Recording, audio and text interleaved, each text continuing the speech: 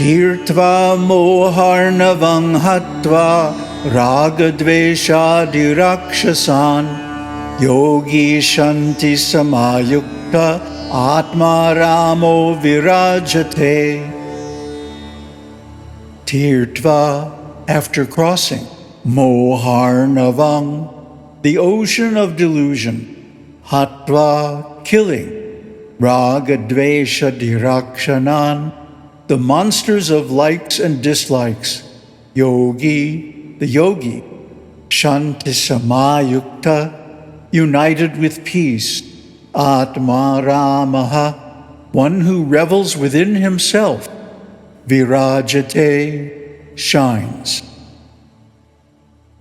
After crossing the ocean of delusion and killing the monsters of attachment and aversion, the jīvanmukta yogi becomes united with peace and dwells in the bliss derived from realization of the self alone. Namaste.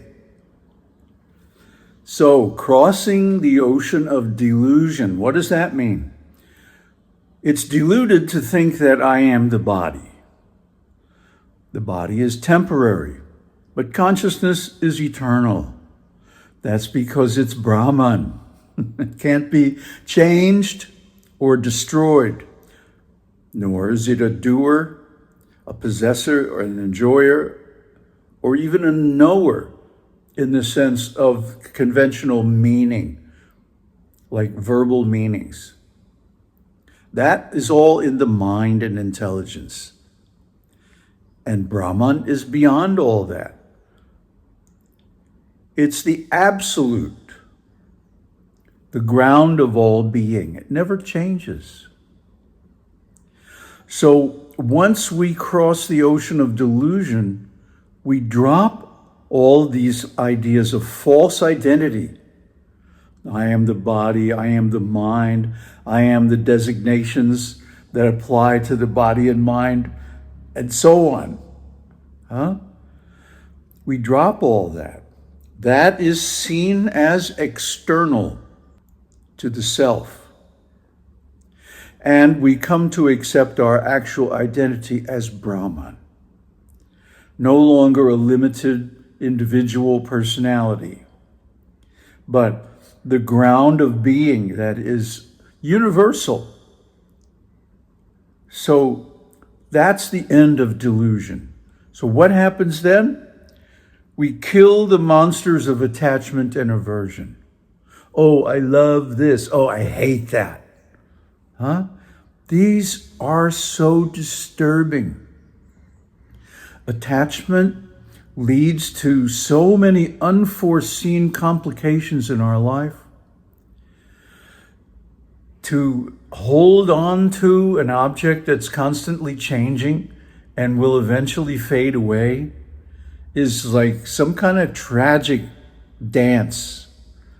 It's simply painful. We think we're going to enjoy, oh, here's this wonderful thing that I love. But it only leads to unforeseen consequences that drag us down and make us the effect of the world. But we are not the effect of the world. Brahman is never the effect of the world.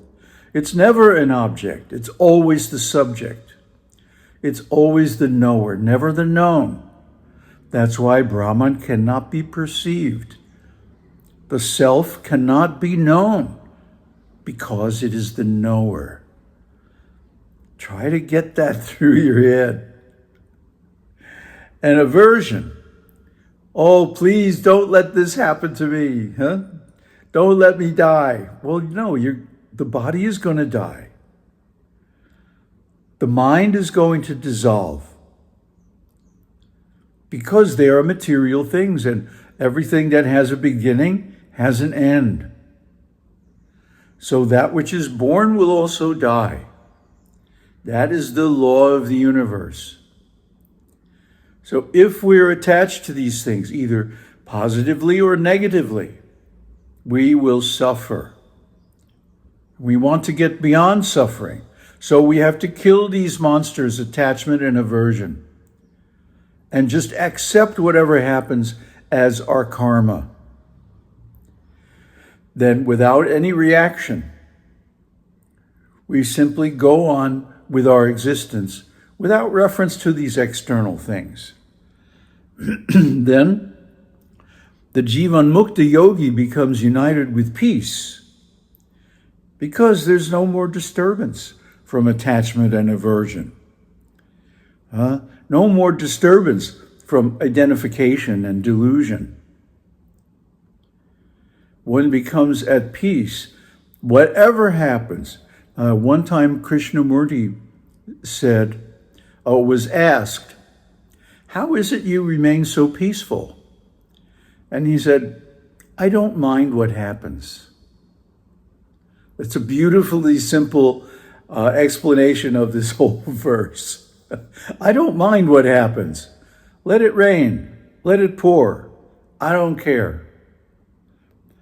And dwells in the bliss derived from realization of self alone.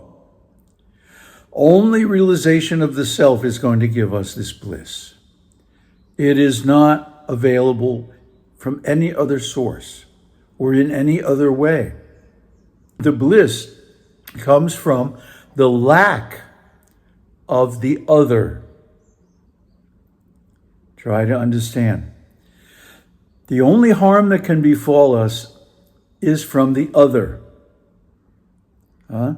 Unless we're, such a masochist that we want to hurt ourselves. So, in Brahman, there is no other because there are no boundaries, no differences. Brahman is always the same. So, in Brahman, there is no other that can harm us. Therefore, there's bliss. One time, Sariputta, one of the Buddha's closest disciples, was giving a talk on nibbana, on unbinding. That is, the separation of the self from the body and mind. And he was saying, this unbinding is blissful. It's very blissful. And one of the monks there raised the question, how can it be blissful if nothing is felt? Because in Nibbana or Brahman, there are no sensations, there are no emotions, there's no feelings, no perception, because there's no other. So Sariputta said, it's blissful because nothing is felt.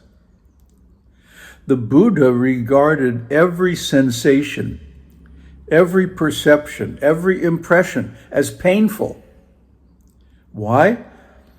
Because it modifies the mind. The definition of yoga in Patanjali's Yoga Sutras is chitta vritti nirodha, the fading away of all modifications of the mind and consciousness. In other words, the original mind spoken of by the Zen people.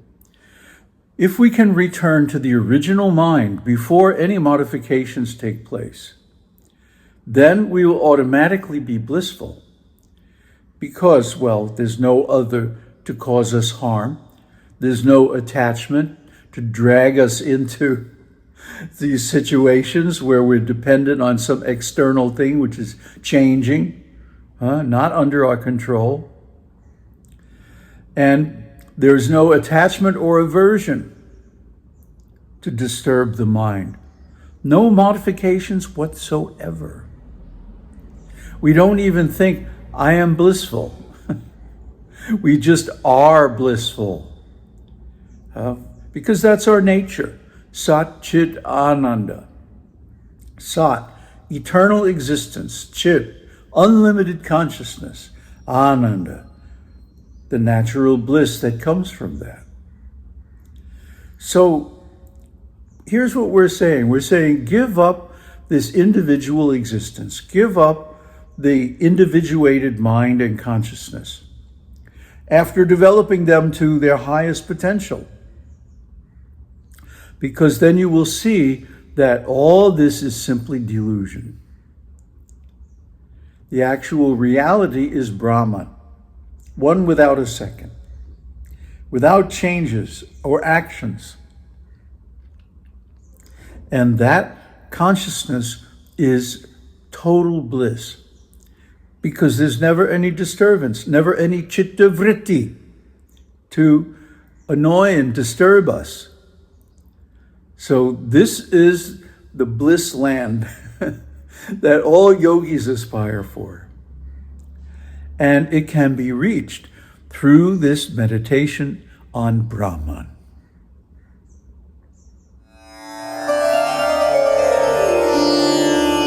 Om Tat Sat, Om Shakti Om.